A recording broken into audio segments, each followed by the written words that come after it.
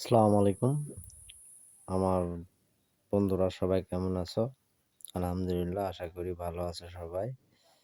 আপনাদের জন্য আজকে নতুন আরেকটা ব্লগ ভিডিও বানাইলাম। জানি ভিডিওটা দেখে আপনাদের ভালো লাগবে এবং ভিডিওটা মনোযোগ দিয়ে দেখেন। যে প্রাকৃতিক সৌন্দর্য কাকে বলে বা কিরকম হয়। আর আমরা মূলত আমি সবসময় কৃষি পণ্য নিয়ে, কৃষি জমি নিয়ে আমি চাষবাস নিয়ে ভিডিও করে থাকি। আজ দেখেন কয়েকটা জমি এই জমিতে দেখেন একটা আদার চাষ করেছে। খুব সুন্দর আদার গাছ হয়েছে এবং দেখতেও খুব সুন্দর লাগতেছে। তবে সবকিছুই আমরা বলব যে কৃষকের প্রচেষ্টায় এইসব ফসলগুলাই আপনাদের মাঝে ধরতে পারি। এখানে পটলের একটা ক্ষেত দেখেন কত সুন্দর পটলের গাছ। তবে কিছু আক্রান্ত হয়েছে এই পটলটা। তারপরেও অনেকটা শত প্রচেষ্টায় বা শ্রম দ্বারাই খুব সুন্দর ফলন হচ্ছে। আমরা আরো সামনে দেখবো বিভিন্ন রকম। আজকে অনেক কয়েকটা ফসল দেখাবো আপনাদের। বিশেষ করে এদের প্রধান ফসল হচ্ছে মরিচ। আপনাদের জানানোর সাথে জানাইতেছি যে আমাদের এখানে অধিকাংশ মরিচ চাষ হয়, যেহেতু আমাদের একটা নামকরণ আছে কুমারপুরের মরিচ। তো এই কুমারপুরের মরিচই আপনাদের দেখাইতাছি যে কতটুকু যত্ন সহকারে মরিচগুলো জমিতে চাষ হয়। দেখেন আল্লাহর অশেষ নিয়ামত, এখানে প্রত্যেকটি গাছে ভরে ভরে মরিচ ধরে আছে। এর আগে আপনাদের চারা ওপেনিং দেখাইছি এবং যত্ন সহকারে গাছ দেখাইছি এবং আজ দেখাইতাছি যে গাছে কিরকম ফল হয় ও ফলগুলো আনতে কৃষকেরা কিরকম চেষ্টা করে সেটাই দেখানোর চেষ্টা করতেছি। দেখেন এখানে বিঘের পর বিঘে মরিচ আছে, প্রচুর জমিতে মরিচ। আজকে মূলত আমার একটা ছোট ভাইয়ের জমিতে যাব মরিচ দেখানোর জন্য, যে সে মরিচে কিরকম বেশি ফলনের জন্য কি কি করতেছে সেটাই দেখাবো আপনাদের। আর এমন কোনো একটা গাছ নাই যে আল্লাহ সেখানে তার নিয়ামত দেয়নি।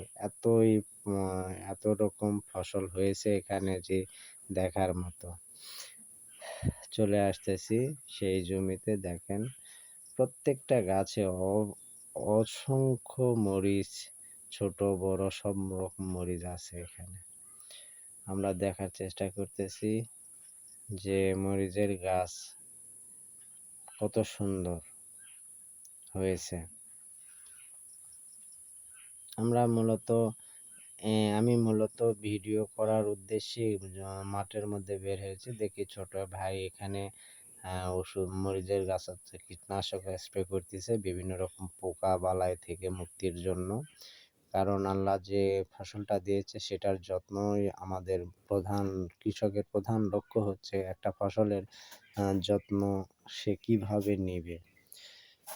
অবশ্য মূলত তারা প্রতিনিয়ত কৃষি অফিসারের সাথে কথাবার্তা বলার পরে এই সম্পূর্ণ কীটনাশক জমিতে স্প্রে করে।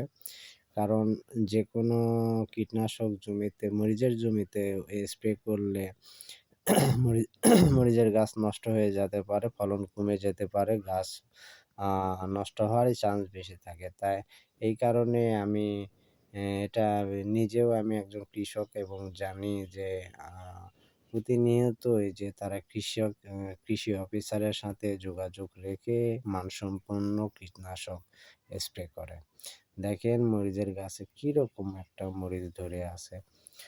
আল্লাহ যে ফসলটা আমাদের দিয়েছে বা করেছে, এখানে বলা বাহুল্য যে একটা কৃষক সকাল থেকে সন্ধ্যে পর্যন্ত যে শ্রম দেয় তারই ফল এটা। মহান আল্লাহ তাআলা আমাদের কাছে সেই ফলস্বরূপ এই ফলগুলো দিয়েছে, নিয়ামত স্বরূপ সেই ফলগুলো দিয়েছে। অবশ্যই দেখবেন প্রত্যেকটা গাছেই এরকম মরিচ ধরে আছে যে দেখার মতো। আর এতটুকু মরিচ হয় কুমারপুরা এখন মোটামুটি উম কৃষি পণ্যের মধ্যে ভাইরাল চাষ হচ্ছে মরিচ চাষ। এখানে সবাই মানে কুমারপুরের মরিচ বলে বিখ্যাত মরিচ হিসেবে গণ্য করা যায়, বিশেষ করে কাঁচা মরিচ।